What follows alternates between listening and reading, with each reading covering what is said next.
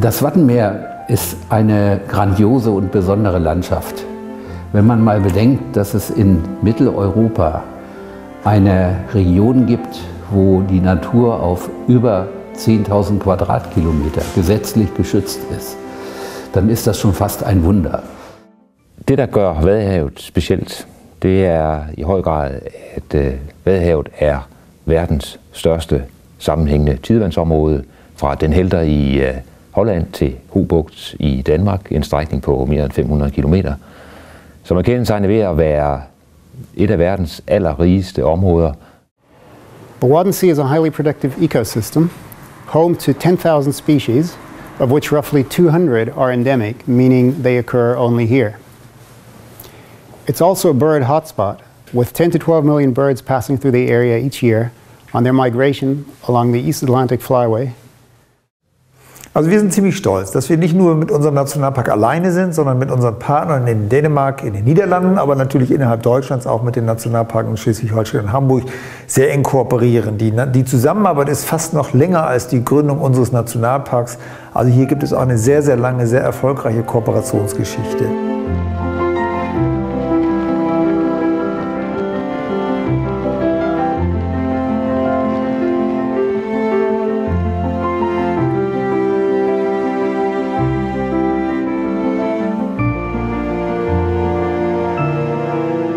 Dieser gemeinsame Schutz des Wattenmeeres durch 3 Staaten, die ja alle ein bisschen unterschiedlich ist, erfordert in der Zusammenarbeit viel Vertrauen, viel Mut, auch mal Dinge zu machen, die unpopulär sind, und viel Überzeugungskraft in der Region, die Menschen mitzunehmen auf dem Weg hin zu einem erfolgreichen Schutz eines solchen Gebietes.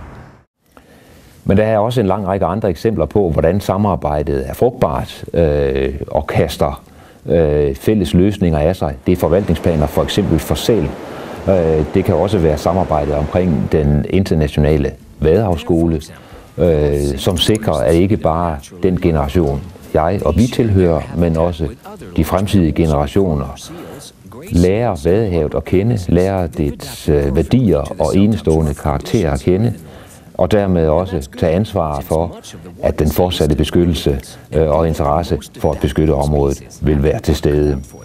Wilderness, World Heritage Site, in the middle of Europe? That's right. The largest contiguous zone of tidal flats in the world extends from the Netherlands across Germany all the way to Denmark. But to really experience the whole of this incredible expanse of wild nature with all your senses, you'd have to part the sea. And you know what? The Wadden Sea is kind enough to oblige us, twice a day, right on time, at low tide. It comes in handy, not just for us, but also for some other folks who are especially interested in the life hidden in the mudflats. Hundreds of species of worms, snails, mussels, crabs and algae. A one-of-a-kind menu, simply delicious. There aren't many other places on Earth with as much animal life as you'll find here in the silt and mud of the tidal flats. And if you take your time and keep your eyes open and know where to look, you'll always find something substantial on the menu. Aber natürlich haben wir mit 3 Staaten und 3 Bundesländern auch differenzierte Regelungen und Managementansätze, die wir permanent in einem regelmäßigen Austausch unter der Moderation des Wattenmeersekretariats auch zu guten Lösungen im Alltag bringen wollen, die der historischen Perspektive, aber natürlich auch den jeweils regionalen Besonderheiten Rechnung tragen. Da sind wir sehr große Schritte weitergekommen und da können wir wirklich stolz drauf sein. So the Wadden Sea is unique and valuable, but it's also vulnerable. We should bear in mind that the Wadden Sea is not a remote area, let alone secluded. Around 4 million people live in this area. Some 10 million more visit it as tourists each year. The area registers about 50 million overnight stays and 30 to 40 million day trippers per year. And tourism is just part of the story. Some of the world's busiest shipping lanes are located in the vicinity of the Wadden Sea. Aber die großen Herausforderungen sind natürlich der Klimawandel auf der einen Seite und die globalisierte Wirtschaft auf der anderen Seite. Denn auch intensiv befahrene Meeresstraßen, nämlich Schifffahrtswege, grenzen an unseren Nationalpark oder ein Unfall auf diesen Regionen ist nie auszuschließen und gar ein Öltankerunfall ist die größte anzunehmende Katastrophe für unser Gebiet. Das heißt, wir müssen hier sehr wachsam sein, die Vorsorgeaspekte sehr groß schreiben und müssen permanent natürlich hier auch an Verbesserungen arbeiten.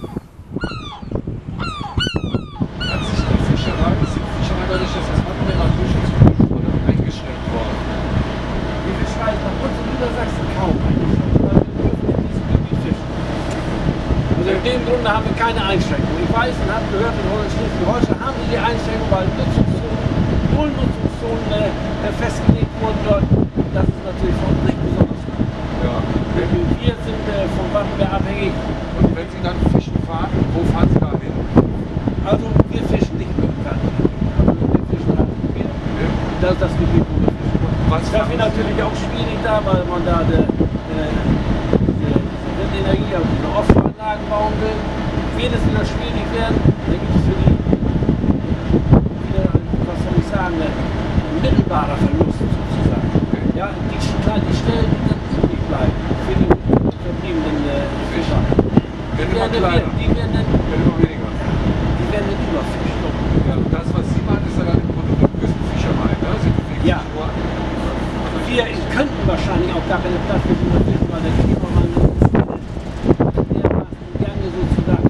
alles schneller gedacht. Wir haben immer die westliche Störung. Die westliche Störung bedeutet für uns Seegang. Viel Seegang. Diesen kleinen Kutter kann man das vergessen. Sagen wir mal vor 20 Jahren, wo das noch nicht so aktuell war, da konnten wir noch in See gehen. Da hatten wir östliche Winde, selbst ein bisschen mehr Wind ist bei 5, ging das noch alles gut über die Bühne. Aber 5 West und Schluss. Stichwort Klimawandel. Was wollen Sie denn sagen, wie hat sich das verändert? Ihr Arbeitsumfeld bedingt durch das, was wir Klimawandel nennen. Also Sie sagen, es gibt mehr westliche Winde.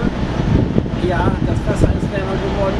Das heißt, wir können manchmal in diesem Gebiet bei uns im Sommer nicht mehr fischen, weil das Wasser zu warm ist. Es ist zu warm. Die Krabbe mag dieses übermäßig warme Wasser nicht.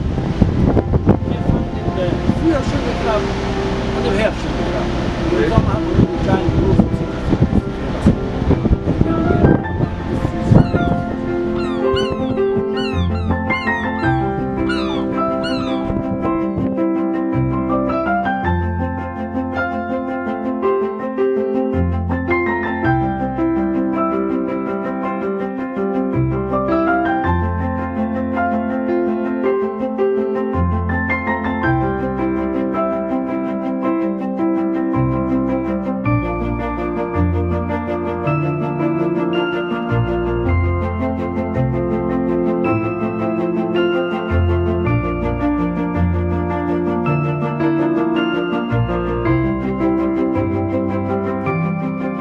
The Trilateral Wadden Sea Cooperation, as established in 1978, is not based on a legally binding instrument.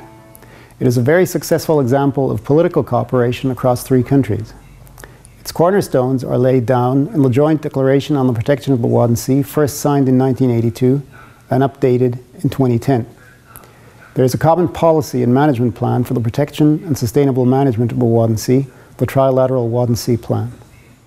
Wir haben einen Nationalparkbeirat, der durch bestimmte Vertreter der Region, der Kommunen, der Landkreise, aber auch der Wirtschafts- und Sozialverbände, der Wissenschaft, der Naturschutzverbände, die hier repräsentiert sind und an allen wesentlichen Fragen, die die Weiterentwicklung des Nationalparks betreffen, auch mitwirken können, die beteiligt werden, gehört werden, die mit abstimmen und die sich in Stellungnahmen auch Gehör verschaffen können. Das ist ein ganz wesentlicher Rahmen, der seit mittlerweile 30 Jahren bei uns sehr, sehr gut funktioniert.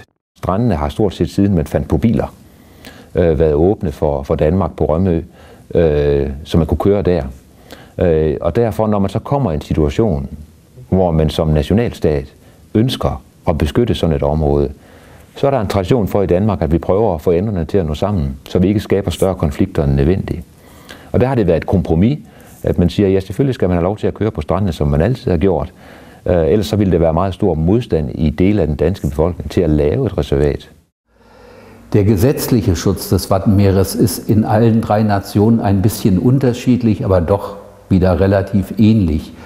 In Deutschland gibt es Nationalparks als höchste Schutzkategorie und wir haben 3 davon im Wattenmeer. In den anderen Bereichen sind das die größten Naturschutzgebiete in den jeweiligen Ländern. Von daher haben wir eine Ähnlichkeit in der Gesetzgebung, die es uns natürlich auch einfach macht, gemeinsam Dinge zu verabreden, um sie dann in den jeweiligen Regionen umzusetzen. Im Wattenmeer haben wir das sehr gut geschafft. Wir haben nicht nur den nationalen gesetzlichen Schutz, sondern wir haben auch darüber europäische Regelungen für den Naturschutz, sodass wir alle einen gemeinsamen Orientierungsrahmen haben.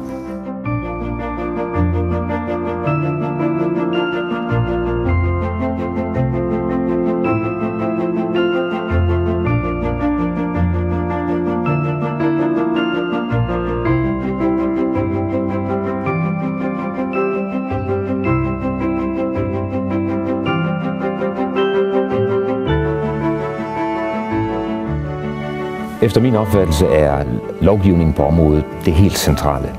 Lovgivningen sikrer legitimitet. Det er jo demokratiet, der taler, når landenes regeringer gennemfører lovgivningen. På den måde sikrer man sig, at det er de flestes ønske, der bliver opfyldt, og ikke de fås behov, der bliver tilgodeset. Lovgivningen giver legitimitet og giver transparens og gennemskuelighed, sådan at alle kender spillereglerne, men giver også muligheden for, at man kan håndhæve regelsættet og sikre sig, at beskyttelsen og benyttelsen er intakt og går hånd i hånd. Given the fairly complex legal background against which the protection of the Wadden Sea region takes place, a variety of international processes affect the area, ranging from decisions at the EU level to developments in the context of the various multilateral environmental agreements applicable to the Wadden Sea, and of course requirements related to the UNESCO World Heritage status. To name some examples, in connection with the adoption of the Statement of Outstanding Universal Value by the World Heritage Committee in 2014, the committee formulated a number of requests which include developing a single integrated management plan for the entire transboundary property, monitoring the impacts of fisheries activities within the property, and submitting, by December of 2016, a joint report on the state of conservation of the property, the so-called State of Conservation Report. The World Heritage status, which underscores the nature of the Wadden Sea as a heritage of all humankind, also carries an obligation to cooperate at the global level. The Wadden Sea World Heritage addresses this obligation through enhanced international cooperation, for instance with the Republic of Korea, with the Bon d'Arguin World Heritage Site in Mauritania, and through participation in the so-called Wadden Sea Flyway Initiative, launched in 2012 to strengthen cooperation with other countries for the conservation of migratory birds along the East Atlantic Flyway. And the Wadden Sea World Heritage, of course, also participates in the World Heritage Marine Program of UNESCO.